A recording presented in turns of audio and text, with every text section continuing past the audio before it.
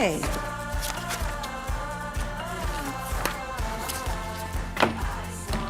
Hiya.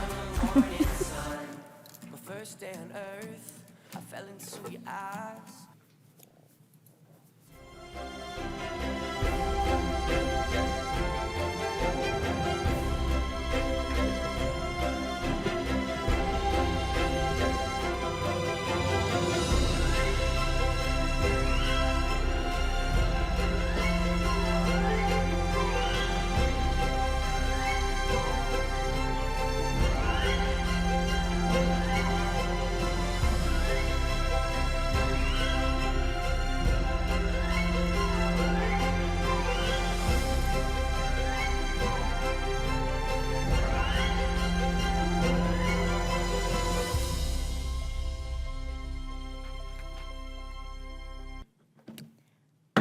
Good evening. At this time, I would like to call our Library Trustees, Board of Trustees meeting to order. And Trustee Kennerly, would you please lead us in the Pledge of Allegiance? Please stand.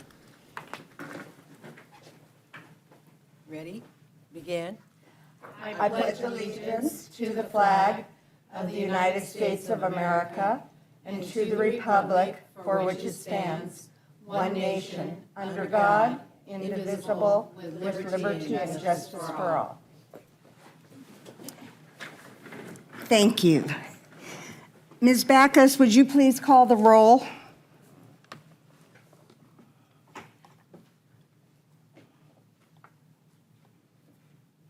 Chair Connie Newhan. Present. Vice Chair Jamie Merchant. Present. Trustee Shirley Towler Hayes. Present. Trustee Aisha Kennerly. Present. And Trustee Sharice Leonard. Great, thank you. Have you all had a chance to look at the minutes from the last meeting? If so, we would like a motion for approval. Are there any changes or corrections? None that I noted. All right, then do we have a motion for approval? I move that we approve the minutes as written. Thank you. And a second? I second. Thank you.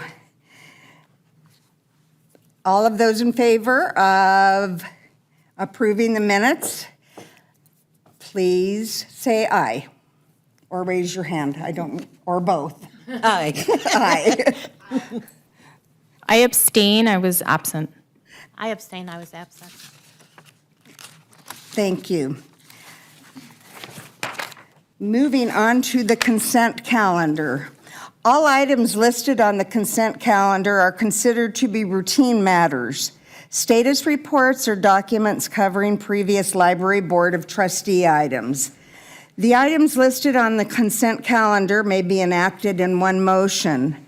With the concurrence of the Library Board of Trustees, a trustee or any person in attendance may request that an item be removed for further consideration. Do we have a motion to accept the consent calendar as stated? I move that the consent calendar be approved. Thank you. And a second? I second. Thank you. Persons wishing to address the Library Board of Trustees on items listed on the agenda. I'm sorry, Chair Newhan, you need to vote. I'm sorry, we need to vote. You need to vote on the consent calendar. I already know what the answer is, but let's vote. Or do you want to call for the vote, Ms. Backus? Roll call vote, please. Thank you. Chair Connie Newhan. Yes. Vice Chair Jamie Merchant. Yes. Trustee Shirley Towler Hayes. Yes. Trustee Aisha Kennerly. Yes. Trustee Sharice Leonard. All right, thank you.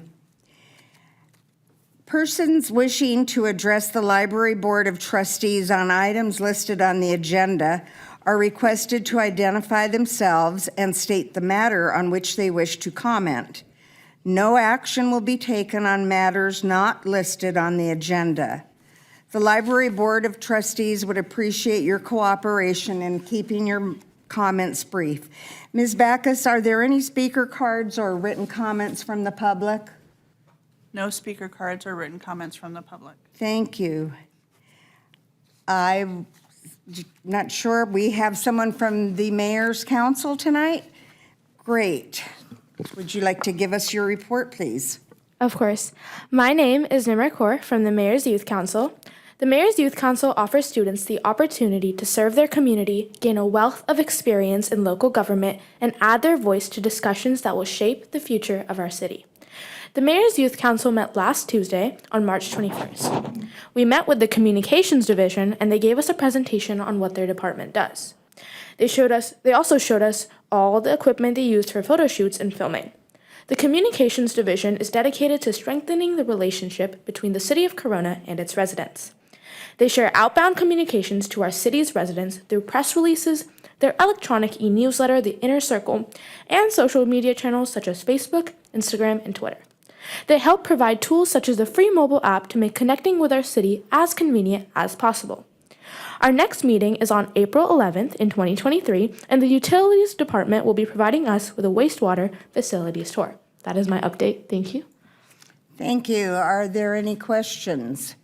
Well, I'd like to thank you for taking the time first to participate as part of the Mayor's Council and to come here and take your time to present to us. It's very important and we all appreciate it. I'm sure I can speak for the entire board that we appreciate what you are doing and continue. Of course. Thank you so much. Oh, thank you. Ms. Backus, are there any speaker cards or comment cards from the public? No speaker cards or comment cards from the public. All righty, thank you. Administrative items, on to the director's report. Good evening, Madam Chair, members of the trustees, Ann Turner, Director of Community Services. Welcome tonight. I'm going to turn the first part of the presentation over to our library manager, Danielle Whittington. So Danielle. All right. Good evening, Madam Chair, trustees, Dr. Turner, and guests. I just have a few items I'd like to present from the library. So the very first one are the parks kits. It says they are available now. That is an error. They have already been checked out. So it was a very quick turnaround. They were put out very early on Tuesday morning, and by the end of day on Wednesday, they were already checked out. But in each backpack, there are a lot of items that you can take to your local state parks, such as a REI backpack, a pair of walking sticks, 2 compasses, a pedometer, binoculars, first aid kit, frisbees, and also a state parks pass. And these were all courtesy of the California State Library, which is a very neat program that they're offering right now. This display is currently in the adult section of the library, and we put these out because spring break is very quickly approaching, and we wanted to encourage our patrons to check them out so that they had something free to do with their families during spring break. Like I said, all of them have been checked out. We had 7 of them. However, we do still have state park passes available at the front desk for checkout for free. With our Measure X funds, the library was able to purchase more graphic novels to update our collections in our adults area. Over 80 titles were added, which increased our collection, and this has also been the first time we've been able to grow that area, which was very nice. I've already been through that section. There are several that I want to check out, but I wanted to make sure that our patrons got first dibs, so I've been very, very good. So these are located in our adults section, and we hope that the growth in this collection sees an increased interest in this particular genre. So the library was asked by Councilman Speak to create a document that states a course of action on how to borrow items from the Heritage Room. So due to the renovations that are going to be occurring in the Heritage Room during starting in the summer, our collections will need to be put in storage. However, in an effort to continue to have Corona's history on display, we created this document that outlines the procedures and necessary steps to display these items in a protective environment. Christina Smith, Dr. Turner, Dr. Tucker, and the leadership team have reviewed the document. However, we also invite the trustees to be able to go through and provide us feedback and suggestions. The National Library Week is April 23rd through the 29th, and our theme this year is Oceans of Possibilities. Also on April 25th is National Library Workers Day, so if you are in the library that day and you see a staff member, go up and say thank you to them and all the hard work that they've done. So the library is also having multiple fun events throughout the week, including dressing up as your favorite literary character, and we're also offering large coloring sheets in the DVD section. And participants can tag us at Corona Library on Instagram, and they may have a chance to win a Barnes & Noble gift card for participating. I also did want to note that the City of Corona communications team will be coming out during that week to shoot some video and as a promo video, and this was formerly known as Anne and Abby at the Library. But we are still continuing that tradition, but probably going to change the title of that. So, and now I'm going to give it over to Dr. Turner. Thank you so much. So, yes, I did want to note that the trustees had asked for an Anne and Abby Goes to the Library, and that was shot right at the end of Abby's tenure here. So we did do an Anne and Abby Went to the Library, and then it was all edited and beautiful in the middle of March.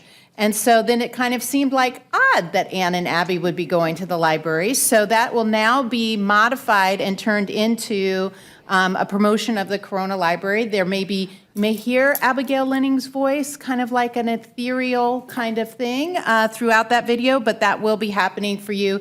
And so please note that per your work plan, that item has been taken care of by staff, and that video will be unveiled during National Library Week. So what are the exciting things happening at the library? Well, we've got your April calendar. It was in your consent items, and I really hope that you'll take a chance to look through those. But I did want to point out for this DIA, Diversity in Action. This is one of the great things that our TAC does.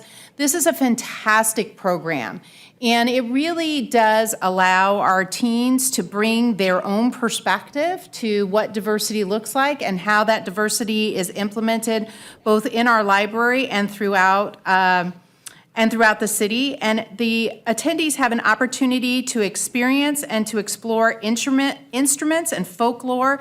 They have snacks. They'll learn about other cultures and free activities. And that's all designed and put together with support from our staff, but it's all initiated by our Teen Advisory Council. So I really encourage you, if you have a chance to get by there, that is April 29th. It's from 1:30 to 4 o'clock. It's in the FAM room. I really encourage you, just even if you can't stay, peek your head in. It's really worth taking a look at.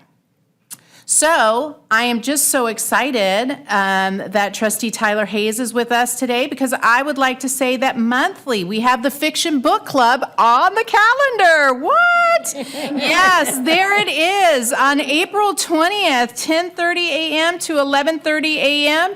down in the boardroom. That fiction group is meeting and enjoying and reading together. So we're very pleased to have that properly on the calendar. I'd also wanted to call out to you that we continue to have our story walks at Mountain Gate Park. Those are lovely. If you ever have a chance, I know most of you are very busy during the day, but if you ever have a chance to walk by there, that's a lovely operation. And additionally, if you want to go by with some children, you can do the story walk, and through the grant that we have, you can prompt and have it read to you on the phone.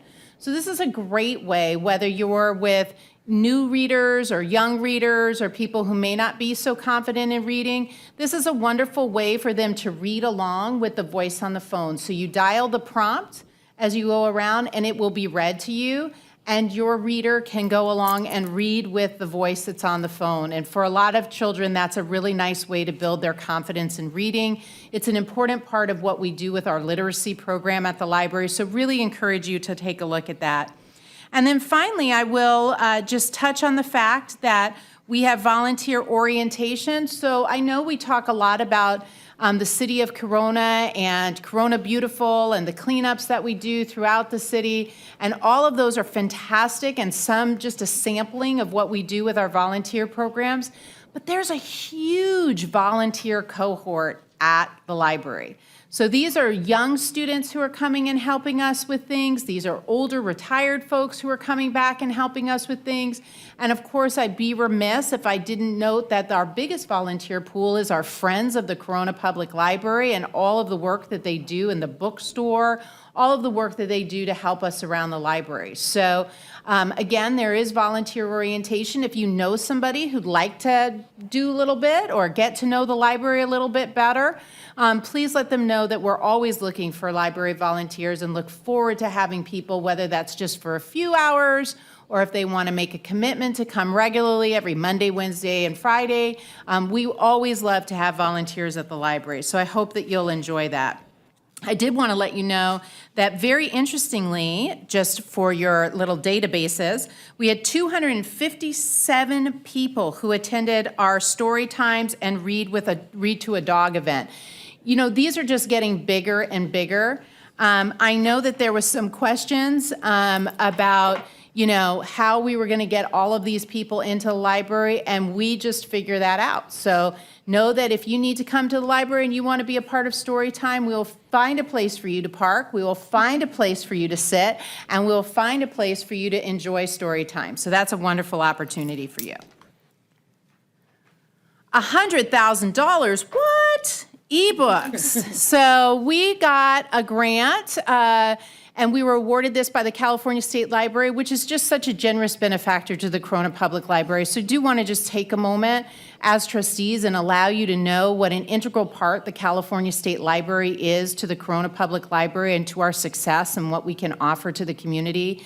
And this was a wonderful opportunity for us to leverage some money that we had to get this grant. You know, you always have to do your part for a grant, and we were able to do our part with some of the monies that we had through our budget practice, and this is allowing for $100,000 in ebooks. So just so you get a sense of that, you know, ebooks vary in cost, but let's just say on average, $10, $12, something like that. I mean, this is $100,000 in ebooks. So we expect to see a huge increase in that electronic resource and that collection for you. And I don't know about you, but I read on my Kindle, and there's nothing nicer than being able to borrow that instead of buy that.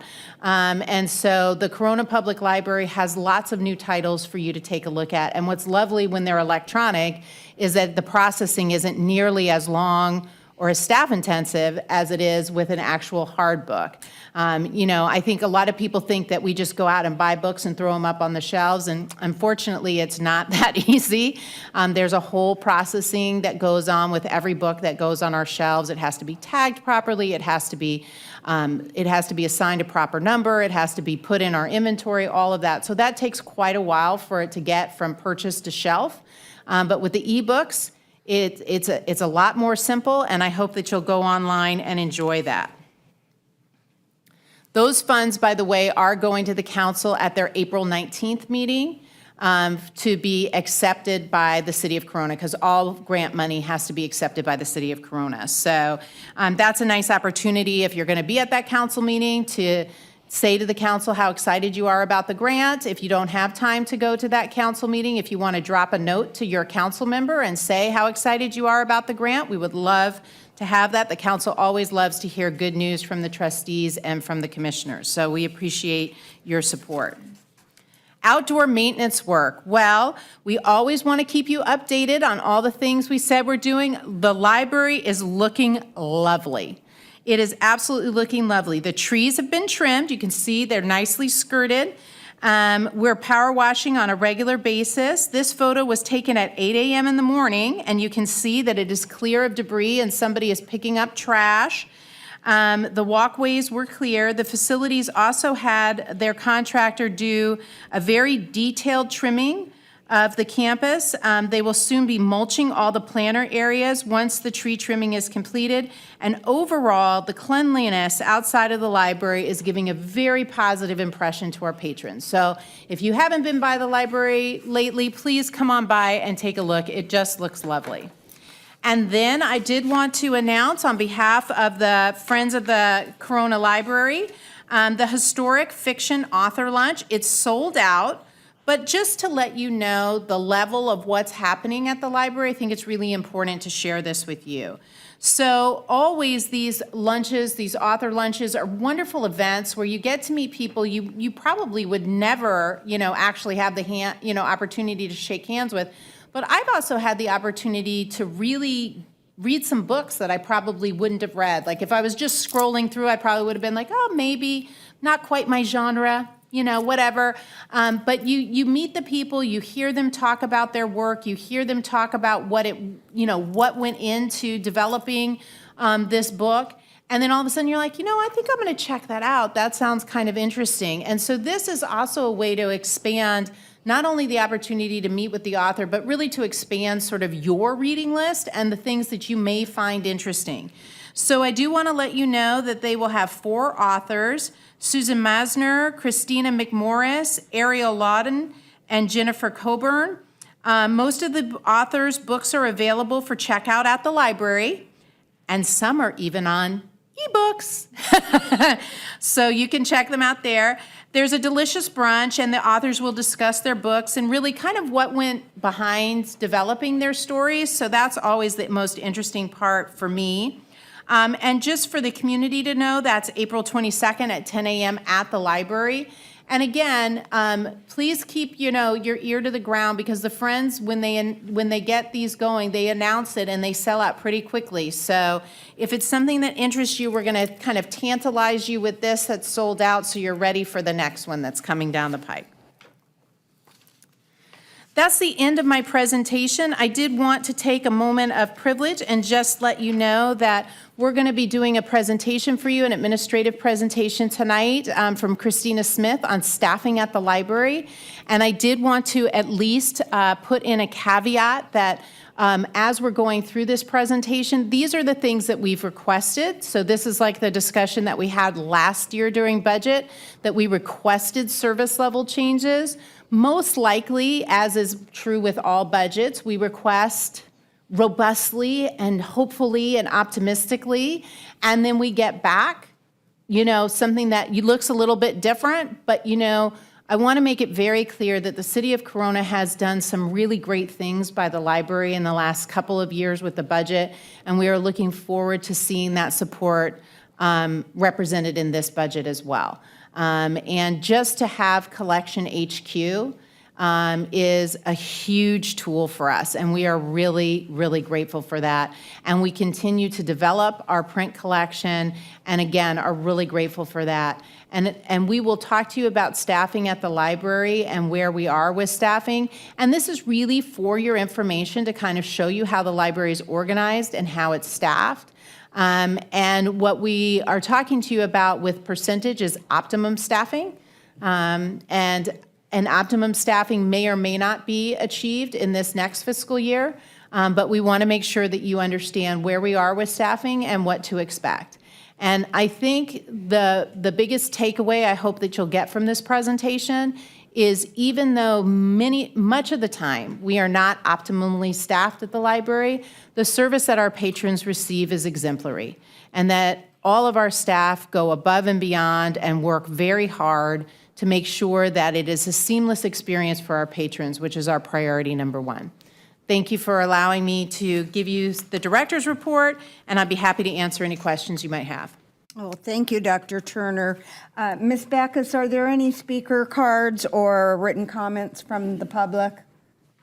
No speaker cards or written comments. Thank you. And trustees, do you have any comments on Dr. Turner's report? Yes, I have a couple. I noticed that the Facebook page looks like it was updated, and I noticed that they are giving monthly reports of the new books and the new audiobooks that are purchased.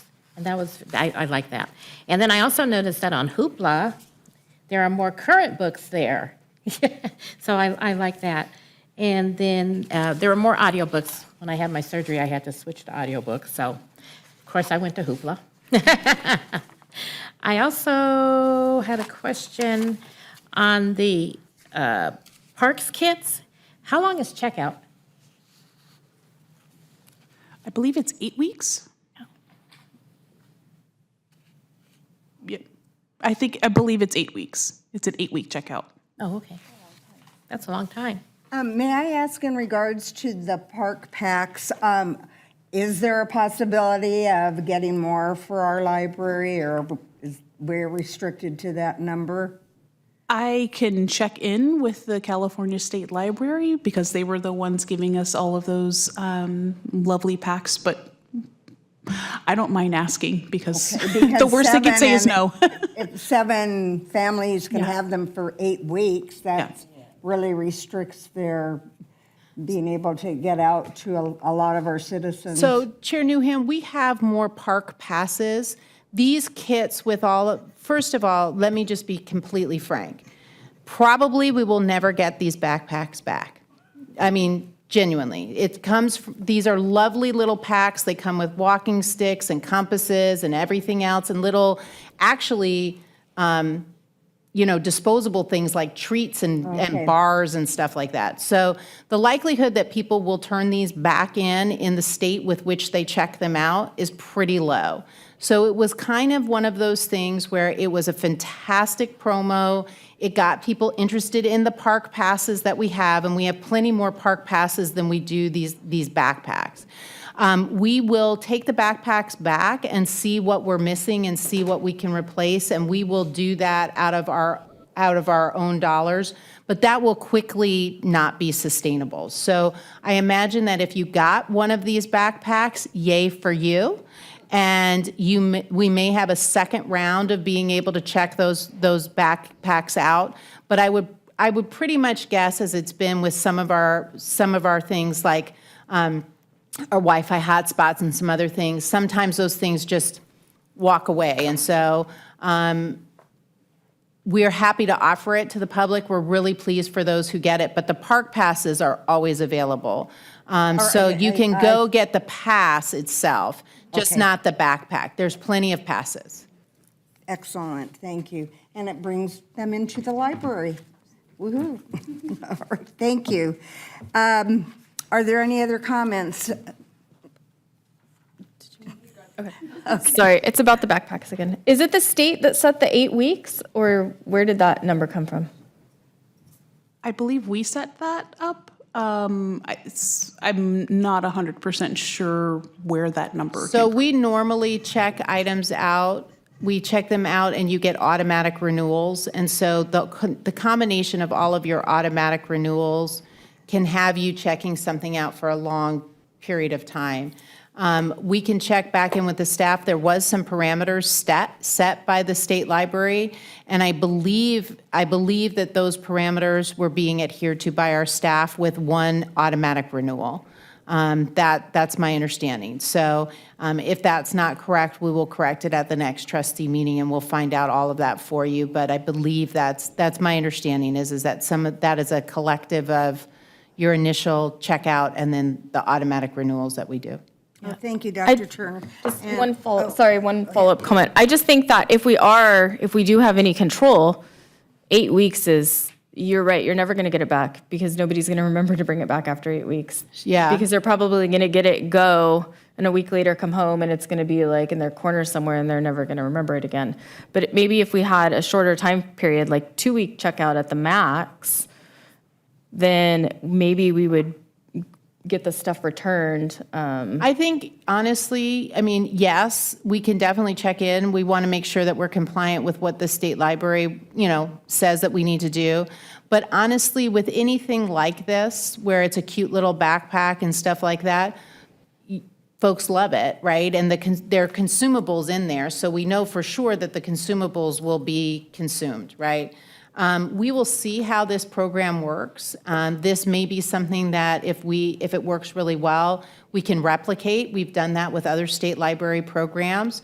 So we could look at replicating it maybe with no consumables, but maybe with things to enhance your trip. We also have in our park ranger program whole books on flora and fauna. So, I mean, we could make our own kind of backpacks maybe, and maybe not even use a backpack, but maybe use something that's disposable, something that we could do with the park passes. But this is a nice way to kick it off, to advertise the park passes, and we're going to keep an eye on it and see where we can go from there. Thank you. Trustee Leonard. Thank you. Dr. Turner, I think this question is more for you. If I remember correctly, at the city council meetings when City of Hope was first utilizing that land or expressing their desire in the land across from the library, there was going to be some sort of reciprocal agreement regarding parking. You mentioned the number of people who are coming to story time and things of that nature. Is that still in place? Or are we finding that our patrons are unable to park in the City of Hope parking lot? So, parking is always a fabulous topic at the library. So I spend lots of time chatting about parking and the library. So the answer is that we went to the DDAs, which are the deed requirements for that. We have talked with Public Works. We've gotten multiple inquiries from city council members and from members of the Friends of the Corona Public Library about this parking. The parking that is closest to the library on that side of the street that says permit only will be changed to 2-hour parking. The other side of the street closest to City of Hope will continue to say permit parking only. What I can tell you is that we at the City of Corona at this time have not been informed about how that is going to be enforced. So how that permit parking on that side of the street will be enforced, because it will not be enforced by the Corona Police Department. So that means that the City of Hope would need to have some sort of enforcement mechanism to enforce those permits. And that's really all I can tell you about that side of the street, but that's what I know on that side of the street. Additionally, we are working with our facilities team to ensure that library parking is for library patrons. So we have been having some challenges with folks from the hospital parking in library parking. And so we are working on constructing, the rain has really inhibited it. I was gonna do this big reveal today about all the parking stuff and how fabulous it was, but the rain really messed me up. We couldn't paint it, so it couldn't dry, so I couldn't do my big reveal. So I'll just tell you ahead of time that we're gonna be putting in some bollards and some chains. So those bollards and chains will be put on the parking lot so that people cannot park in our parking lot before the library is open to patrons. And so we are also experiencing challenges with parking at our senior center, which also backs up to Corona Regional. And we are doing all that we can to ensure that the parking spaces that are designed for the library are open for library patrons. And we will continue to keep an eye on the situation. But for sure, I talked to the Director of Public Works last week, and those spaces should be repainted very quickly here, and they should say 2-hour parking on the side of Bell. Thank you. And then, Mrs. Whittington, on the Heritage Room lending policy, I know that the things that are in our Heritage Room are priceless to us. They're invaluable. However, is there any part of this where there is the person who is checking out the item has to hold some sort of insurance binder so that if something should happen, even though we have all of these other things in place, should something happen, the value is then repaid to the city? I thought that was on here about obtaining insurance. Yes, and also it's only within city buildings. So we hope that whomever is checking these items out has an adequate space inside a city building, which has a little bit more, it has better security, it has better lighting, and has a better opportunity to make sure that our items don't return damaged. Yeah.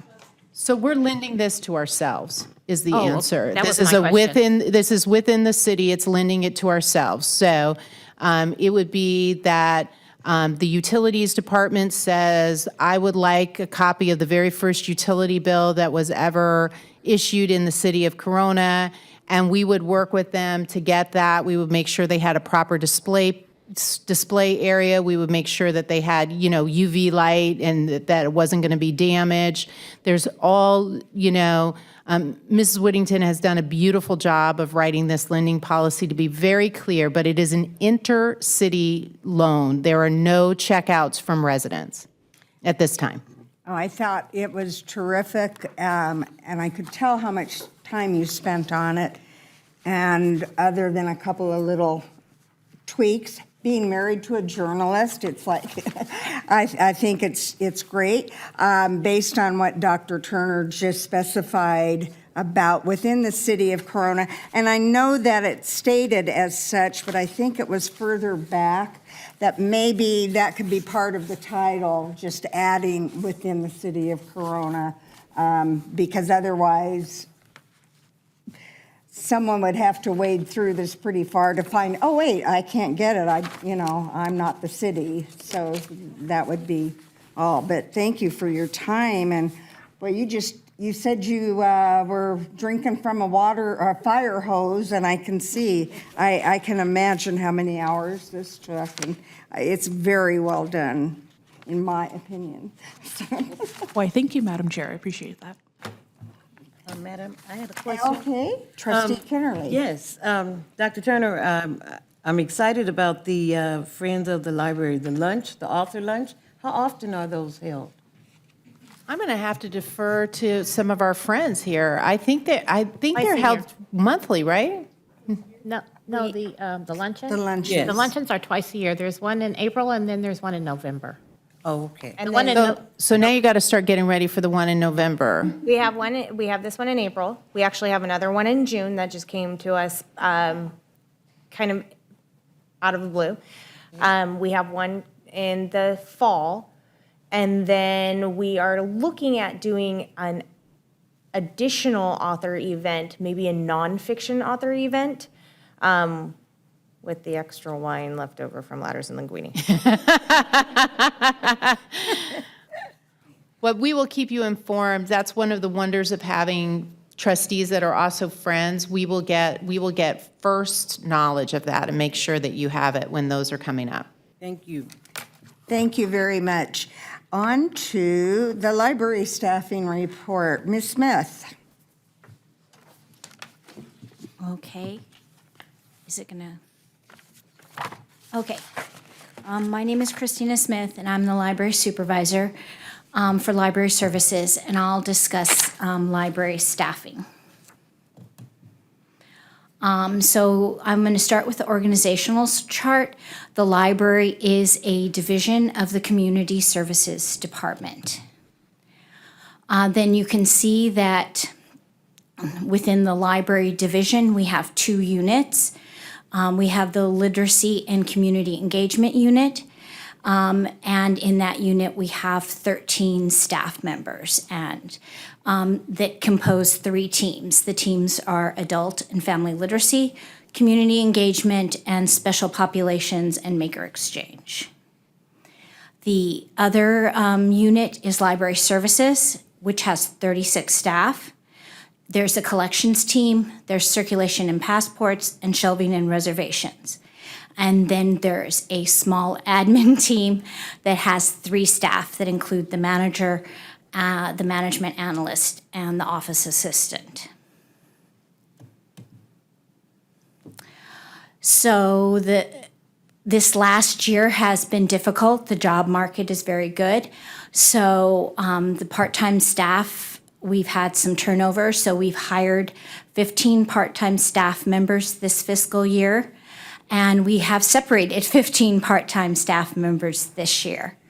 And 6 of those were hired and separated within fiscal year '23.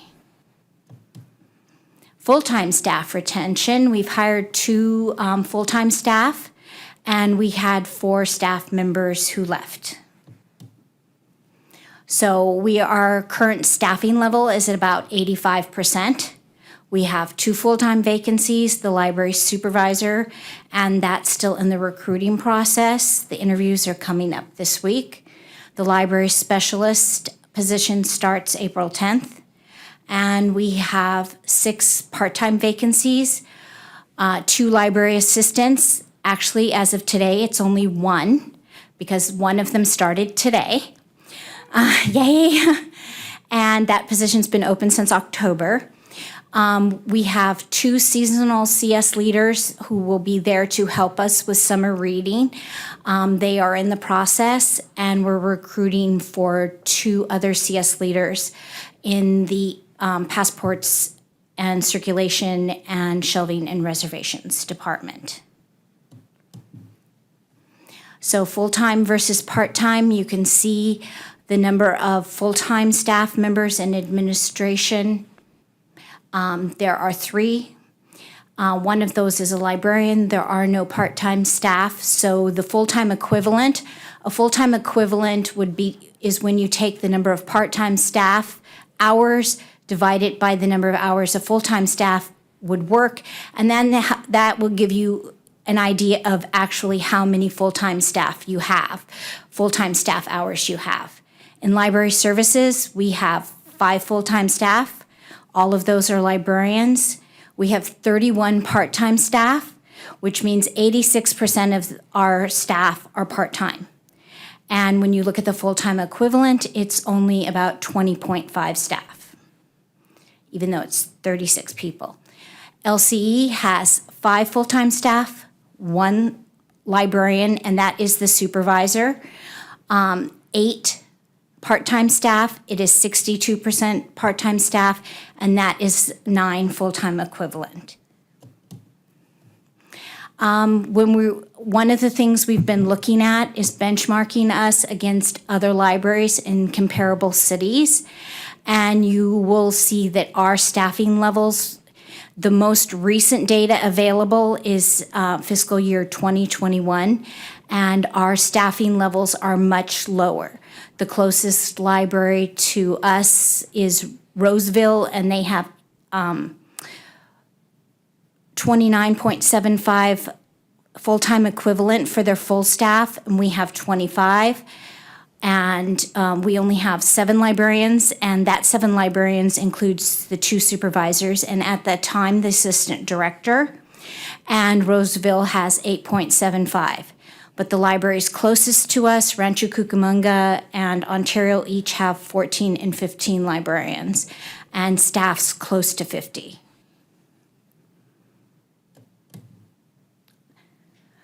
Some of our hiring obstacles, one of the biggest hiring obstacle for part-time staff is the Public Employees Retirement System rules.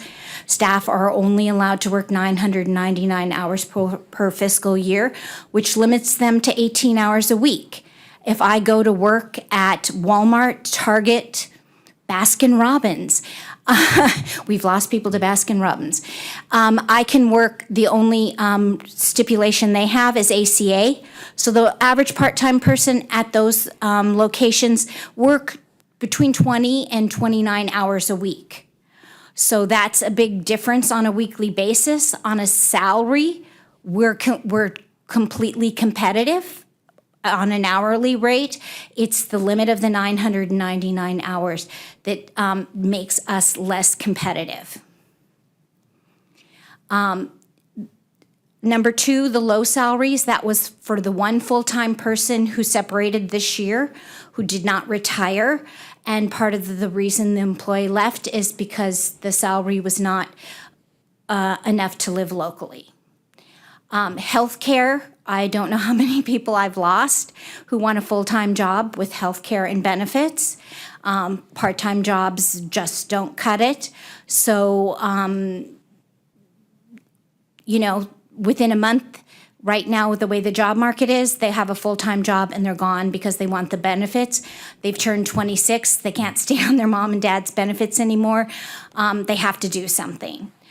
We've had some issues with employees not passing the drug test due to legal cannabis use, but it still fails the drug test. And then the last one is just the strong job market.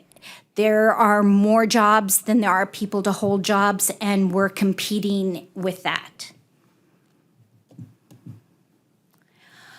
We turned in our service level request this year was for 2 senior librarians, 2 librarians, and 1 office assistant.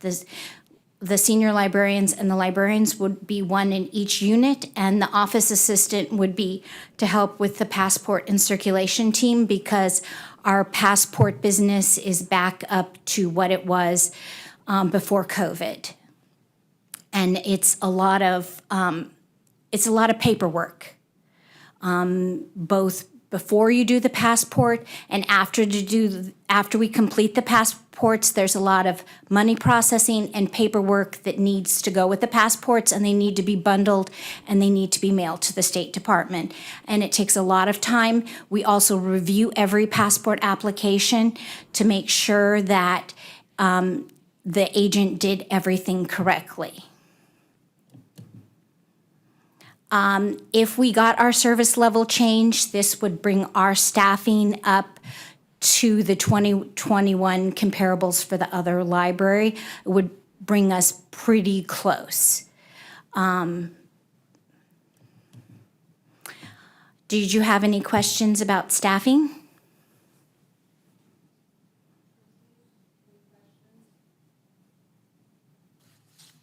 Christina, just for anyone who might be watching, is there an age limitation for our part-time staff? Yes, yes, well, I actually just recently, we have high school age staff. So I do have 2 in shelving and reservations, but they also have limited number of hours because of child labor laws and limited times that they can work. I was just thinking because of the limit to 999 hours that possibly high school students would make ideal candidates, since they can't work a certain number of hours anyways due to the high school requirements. And Yes, except I do need people at other times of the day. True. Yeah.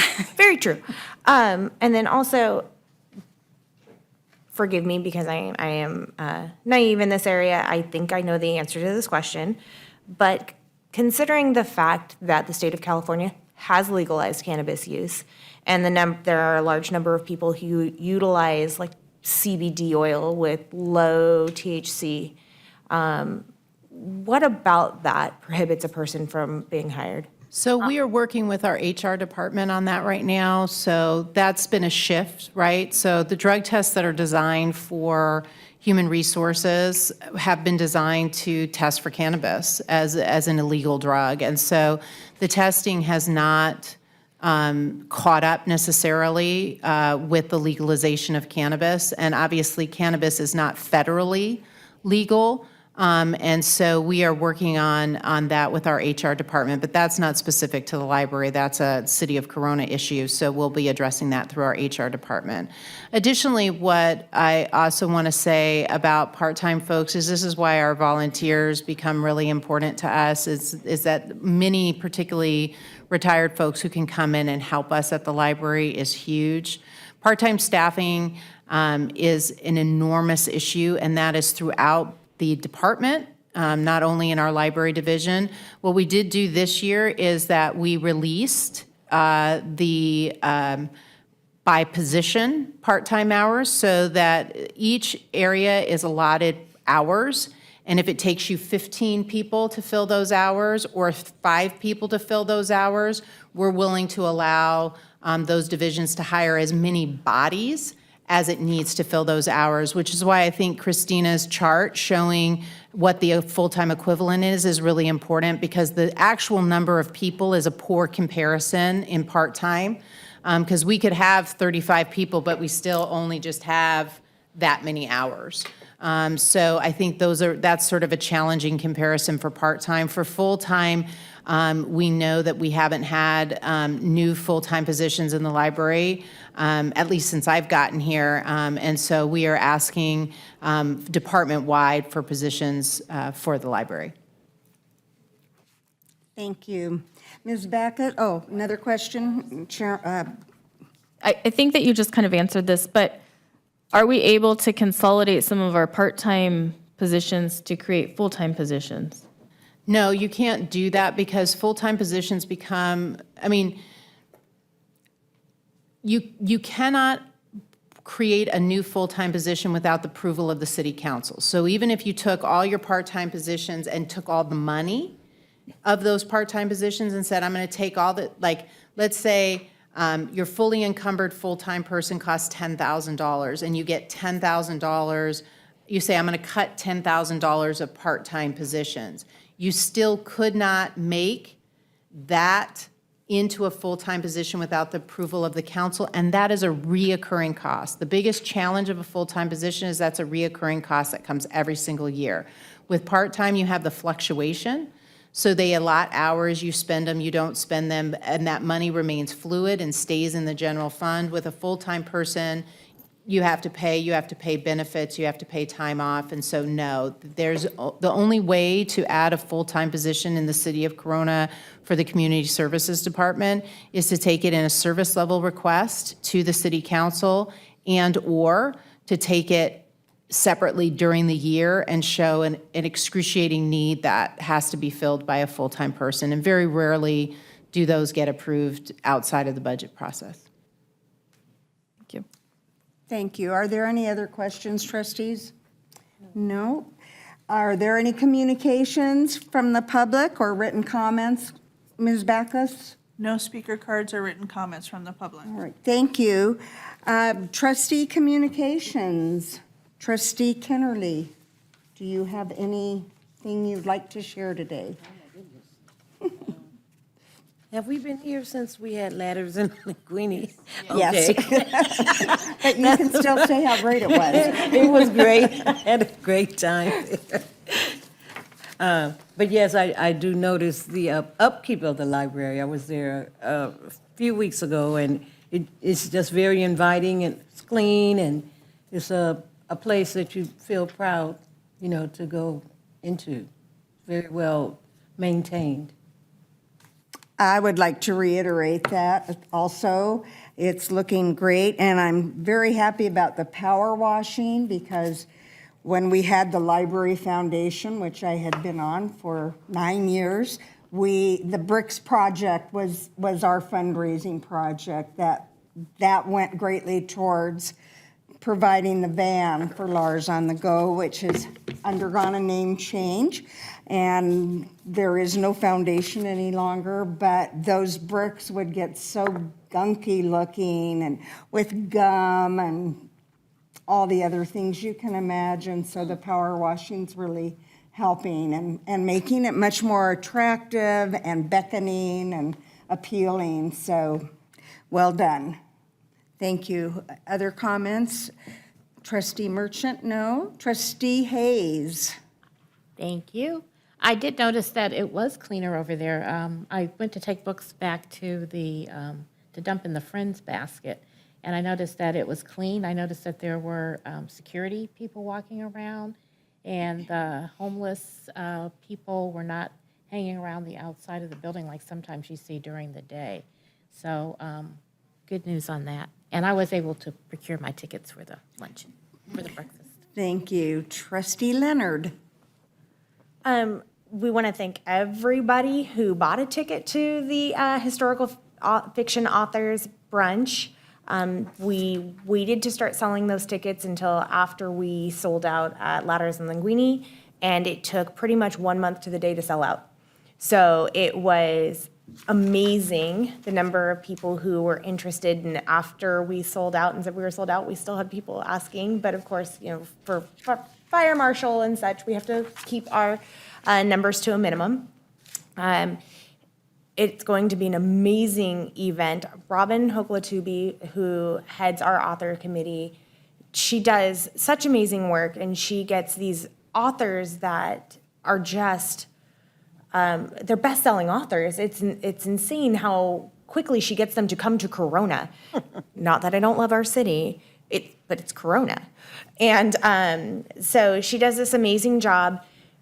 I was talking earlier about how we have another one coming up in June, and this one is non-ticketed. It is an open event, a free event, in which there will just be chairs set up. There might be small refreshments and stuff. But if you've ever read The Henna Artist by Alka Joshi, she is coming by the city of Corona on June 10th at 10:30 in the morning. She will be in our Francis Martinez room. where she will be presenting. The last time we had one like that was Heather Morris, who wrote the Tattooist of Auschwitz. And she came, and that was March 13th of 2020, the day we shut down the world. So, you know, and every time these authors are just amazing speakers. I'd have to say that too, because you think like, oh, they're authors, but they're storytellers. And so they're so good at telling stories, and I really love what that committee does.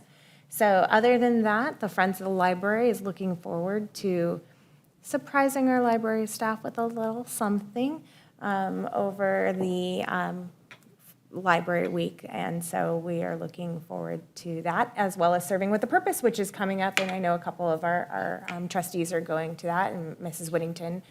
And so we look forward to that as well. FYI, her books are already on Hoopla on audio.